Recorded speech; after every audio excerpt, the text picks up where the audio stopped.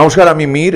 সমকাল সংবাদকে আমার তরফ থেকে অনেক অনেক শুভেচ্ছা। সারা বছরের জন্য, সারা জীবনের জন্য আপনাদের দর্শকদের আমার তরফ থেকে অনেক শুভেচ্ছা আর অভিনন্দন। ভালো থাকবেন সবাই।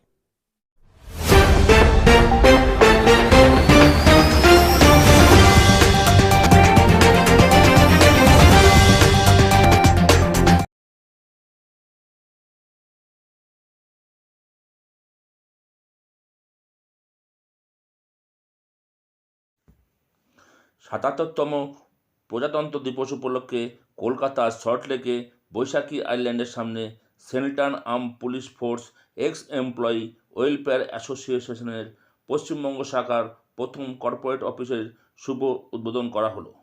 আসুন দেখে নেওয়া যাক সভাপতি ও চেয়ারপারসনের কী বক্তব্য। যারা পলিটিশিয়ানরা আছে তারা কিন্তু প্রথমেই বলে দেশভক্তির কথা। দেশভক্তি যদি শিখতে হয় তাহলে একজন কমান্ডো, একজন আর্মি, একজন সিআরপিএফ, বিএসএফ, আইডি যারা বেলধারী তাদের কাছে শেখা উচিত। এবং আজকের ডেটে কোনো সত্য কথাটা বললে, অন্যায়ের প্রতিবাদ করলে দেখা যাবে যে আপনি কোন সেনাতে ছিলেন, কিসের ছিলেন, আপনি কিসের কমান্ড। এই যে প্রশ্ন, তারা আবার দেশভক্তি চাই, আবার দেশভক্তির প্রমাণ চাই। একজন সেনা 11 মাস ট্রেনিং করার পরে তাকে যদি আবার দেশভক্তির প্রমাণ দিতে হয়, এই আমাদের দেশে এর চেয়ে দুর্ভাগ্যর কিছু হতে পারে। আমি প্রত্যেক সাধারণ জনগণ এবং সাধারণ যারা ইয়াং জেনারেশন আছে প্রত্যেককে বলবো না, আমাদের ভারতবর্ষের যে দেশ সেবা, দেশের যে ভক্তির সাথে সাথে দেশ সেবার জন্য কাজে নিযুক্ত হন।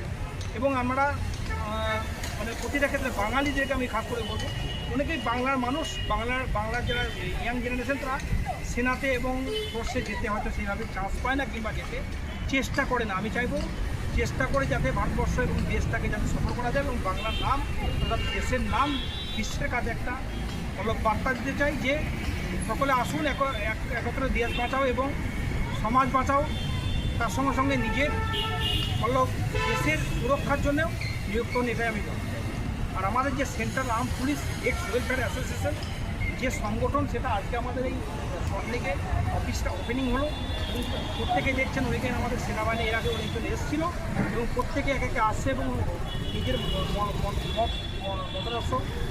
করছে এবং মানে ফুল পুষ্প বিতরণ করে চলে যাচ্ছে। এবং সুন্দরভাবে যে আমাদের যে বাংলার যে সংস্কৃতি, সেন্ট্রাল আর্ম পুলিশ অ্যাসোসিয়েশন আমাদের বেস্ট ফোর্সের তারা যে ইজ্জত, সেটা আমরা আজ থেকে শুরু করলাম এবং অঙ্গীকার নিলাম এই অফিস ওপেনিংয়ের সময় অঙ্গীকার নিলাম প্রত্যেকের সঙ্গে এবং সেনার এবং পুলিশের এবং আমাদের প্রত্যেকের সঙ্গে থাকবো। এবং এটাই আমি অনুরোধ করে জয় হিন্দ, জয় ভারত, বন্দে মাতরম, জয় হিন্দ।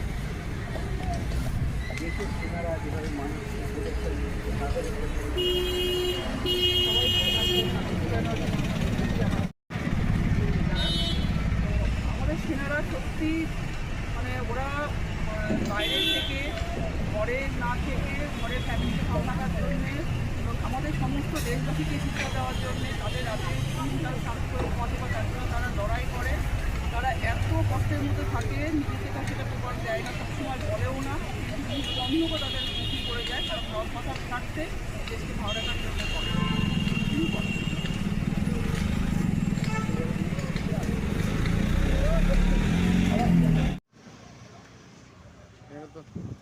আমাদের ডিপার্টমেন্টের ব্যাপার। তুমি তো দাঁড়াও একটা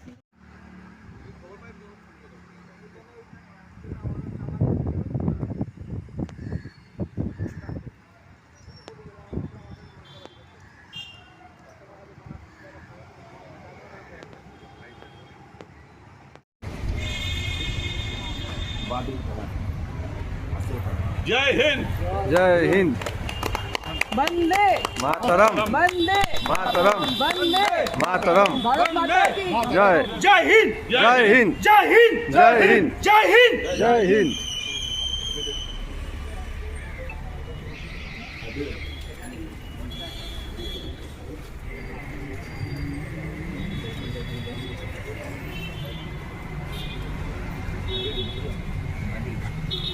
এবারে সবাই দিকে আসেন তো একটা ছবি করি সবাই, না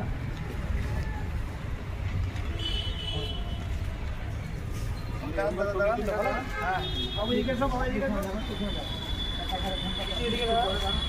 আপনি দিকে সবাই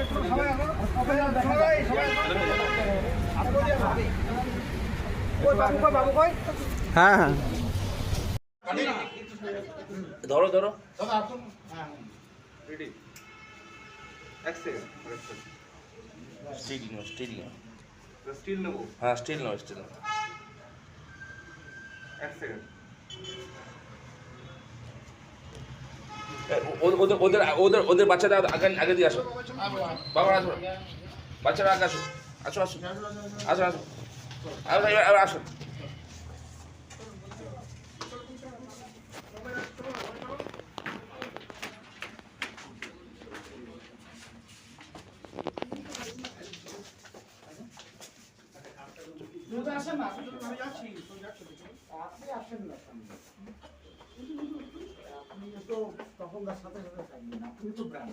না না, তখনটাকে নিয়ে এসে বাবারে, তাহলে তখন তো আমার কথা দড়ি চলে এসছে, আমাকে এত ভালোবাসে। তারা ওইখানে ওইখানে আমি ওখানে আজকে আপনার ওইটা আপনার ওইটা চলো চলো চলো চলো।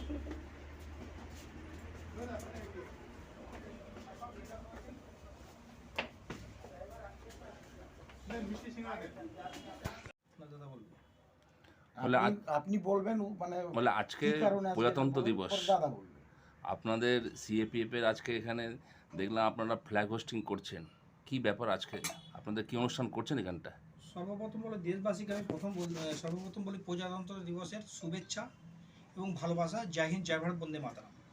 Central arm police sex welfare association, আমাদের যে পশ্চিমবাংলার যে ব্রাঞ্চ অফিস, আমাদের এই বৈশাখ আইল্যান্ডে আজ থেকে নতুন দিনের নতুন শুভেচ্ছাভাবে আমরা শুরু করলাম।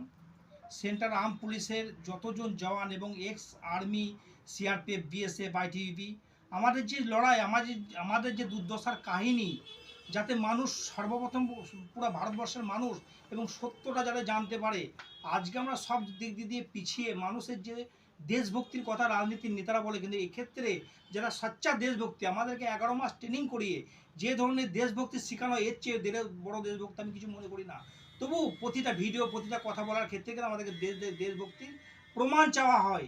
এটা একটা বিরাট বড় দুর্ভাগ্যজনক ঘটনা। তার সঙ্গে সঙ্গে একটা কথা, দেশবাসী একটা কথা বলতে চাই যে আমাদের যে সিএপিএফ এর দুর্দশা তথা সিএপিএফ এর হয়ে প্রত্যেক সাধারণ মানুষ এবং প্রত্যেক সাধারণ যারা খেটে খাওয়া থেকে আরম্ভ করে, নেতা থেকে আরম্ভ করে পুলিশ প্রশাসনের প্রত্যেক, আমাদের সকলকে আমরা হেল্প তথা আমাদেরকে সাহায্য করুন, যাতে আমরা সত্যটাকে ভারতবর্ষের বুকে মানে প্রতিস্থাপিত করতে পারি এবং সত্যটাকে সামনে যাতে আমাদের যে লড়াই সেটা যেন পুরা হয়। এবং আমাদের যে কাহিনী এবং আমাদের যে বাংলা ক্ষেত্রে তথা পুরো ভারতবর্ষের যে চলছে সিএপিএফের ওপরে যে সিস্টেমের যে গড়বড়, সিস্টেমের যে ভুল, সিস্টেম কিভাবে চলছে, সেটাও একটা সত্যটা সামনে সাধারণ মানুষের ভিতরে আসা উচিত। আমাদের দেশভক্তি থেকে আরম্ভ করে সব কিছু ব্যাপারে আজকে প্রজাতন্ত্র দিবস, এই দিন আমাদের নতুন অফিসের শুভ সূচনা হইল। এবং তার সঙ্গে সঙ্গে আমাদের যে তপনদা এসছে, আমাদের এক্স আর্মি, ইনার একটা বিরাট বড় একটা জ্বলন্ত বলতে পারেন জ্বলন্ত ইতিহাস আমার পাশে বসে আছে। আজকে ভারতবর্ষ তথা বাংলার একটা গর্ব, সেই গর্বে যার নাম করলে শ্রীনগরের মতো জায়গায় কমসে কম মানে 1.5 কিলোমিটার থেকে রাস্তার নাম দেওয়া হয়েছে।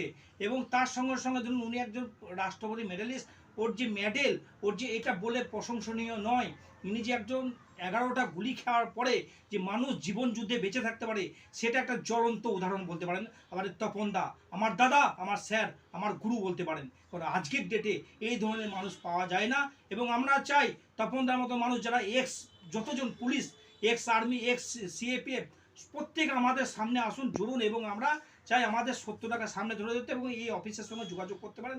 বৈশাখী island, sector 1, BF 174, first floor. Sir, আপনার এত বড় বলিদান, আপনি এতদিন ধরে সার্ভিস করে এসেছেন, কি অনুভব করলেন আপনি? প্রথমত আজকে 26 জানুয়ারি, দেশবাসীকে আমার তরফ থেকে ঢের সারি শুভকামনা। আর আমার ব্যাপারে যদি বলতে বলেন, 24টা বছর দেশের হয়ে কাজ করেছি আমি ভারতীয় সেনাতে। সময়টা খুব ছোট ছিল, চাকরির বয়সটা আমার খুব কম তখন। সেই সময় 18 জুলাই 2002-তে একটা অমরনাথ যাত্রার উপরে হাদসা হয়েছিল। সেই হাদসাতে টেরিস্ট আমাদের যে জেসি মোহাম্মদের যে গ্রুপ, তার সাথে এনকাউন্টার হয়। এবং সেই এনকাউন্টার পুরনো দিন, সেটা মানে সবসময় চোখের মধ্যে ভেসে ওঠে। সেই দিনে তাদের সাথে অ্যাটাক হয় এবং অ্যাটাকে আমার 11টা গুলি লাগে। এবং আমি আমার এই হাত দিয়ে, তারা টোটাল 3 জন ছিল, তার 2 জনকে তাদেরকে আমি স্পট করেছিলাম। পরবর্তীতে আমার এই গুলি লাগার জন্য লড়াই আমার থেমে থাকেনি। যেহেতু 11টা গুলি লেগেছিল, তার জন্য আমার ডান পা হাঁটুর উপর থেকে বাদ দিতে হয় এবং বাঁ হাতটা আমার অকেজো। জীবনে আমার খুব পাওয়া বলুন বা চাওয়া বলুন, একটা সবথেকে বড় পাওয়া আজকাল বা আমরা ছোটোবেলার থেকে দেখে এসেছি, যে সমস্ত মানুষ গুণীজন আছেন তারা তাদের জীবিত অবস্থায় তারা তাদের নামে কোনো কিছুই দেখতে পান না। খুব কম কিসমত বলা হয় যারা বেঁচে থাকতে তাদের নামে অনেক কিছুই দেখেন।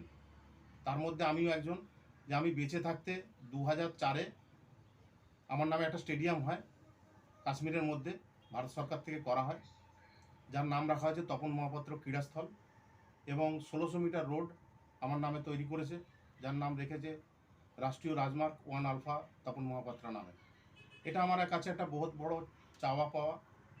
এবং দীর্ঘদিন তারপরে সেনা থেকে যারা আমাদের কমান্ডিং অফিসার থেকে শুরু করে যারা পদাধিকারী ছিল, অনেকেই রিকোয়েস্ট করেছে যে তপন, যা করার জন্য দেশের জন্য তুই করেছিস, চাইলে তুই অবসর নে, কিন্তু আমি থেমে থাকিনি। তারপরেও আমি 18টা বছর দেশের হয়ে কাজ করেছি এবং 2020-তে অক্টোবর মাসে আমি সেনা থেকে অবসর নিই। তারপরে এই লড়াই চলছে এবং সবথেকে বড় ব্যাপার যেটা সুজয় আমাকে বলল, সেনাতে অনেক কিছুই হয়, চাहे সেনা হোক, চাहे আর্মি হোক, আমাদের সিআরপিএফ, সিআইএসএফ, বিএসএফ, সব জায়গায় যারা ক্যাপ বেল্টের মধ্যে এমন একটা মানে সুতোর মধ্যে গাঁটবন্ধন থাকে যে অনেক কিছু আমরা ভুল দেখলেও আমাদের সেটা প্রোটেস্ট করার মতো সেই জায়গাটা থাকে না। যারা অন ডিউটি হালতে থাকে, কিন্তু অন ডিউটির পরে বেরিয়ে আসে, এসে তারা তাদের যেটা বলার থাকে তারা সেটাকে বলতে চায়। কিন্তু আমাদের দুঃখের বিষয়, অনেক ত্রুটি আছে ডিপার্টমেন্টের মধ্যে, যেগুলো অ্যাকচুয়ালি যারা সম্মান পাওয়ার তারা সেই সম্মানটুকু পায় না। এমন বহু মানুষ আছে, হয়তো সে কোন একটা ছোট্ট, আপনারা হয়তো শুনে থাকবেন, যেহেতু এখানে একটা প্রাসঙ্গিকভাবে কথা তুললেন আমি বলছি, সামান্য একটা খাবার, যে ডিফেন্সের ভিতরে যে খাবার বা আমাদের বিএসএফের ভিতরে সেই ছেলেটির হয়েছিল, খাবারের অ্যাকচুয়ালি মান কিন্তু খুব একটা ভালো নয়, সেটা আপনারাও জানেন যারা আমাদের ফোর্সের লাইনে আছে। সামান্য ওই ছোট্ট জিনিসটা সে তুলে ধরেছিল, একটা মিডিয়া নিজেই মিডিয়া হয়ে, মিডিয়াতে যেমন আমাদের ফেসবুক বা টুইটার, এতে একটা করেছিল ছেলেটি। সেই ছেলেটিকে তার চাকরি 15 বছর না হলে সে তো পেনশন পাবে না, কিন্তু সেই ছেলেটিকেও কিন্তু চাকরি থেকে চলে যেতে হয়। মানে প্রোটেস্ট করা যাবে না, চোখ বন্ধ করে যা হচ্ছে দেখতে থাকো, করতে থাকো, কোনো তুমি কথা বলতে পারবে না।